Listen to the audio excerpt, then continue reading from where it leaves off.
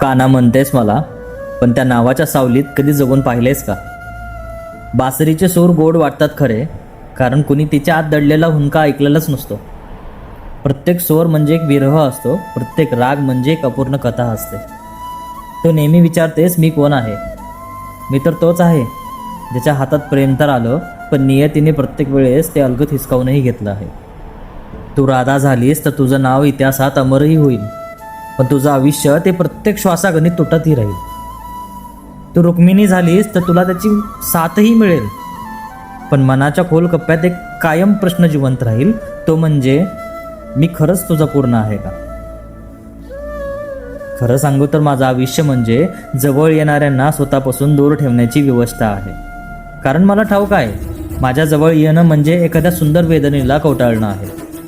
मी प्रेम केलं, हो मी प्रेम केलं, प्राणापलीकडे जाऊन केलं, पण माझं प्रेम कधी कुणाच्या सुखाचं कारण बनलंच नाही. ते फक्त त्यागाच्या इतिहासात लिहिलं गेलं आहे. म्हणून सांगतो, माझ्या नावावर प्रेम करू नकोस, कारण कान्हा हा माणूस नाहीये, तो एक शाप आहे जिथे प्रत्येकाला प्रेम मिळतं पण पूर्णत्व कुणालाच मिळत नाही.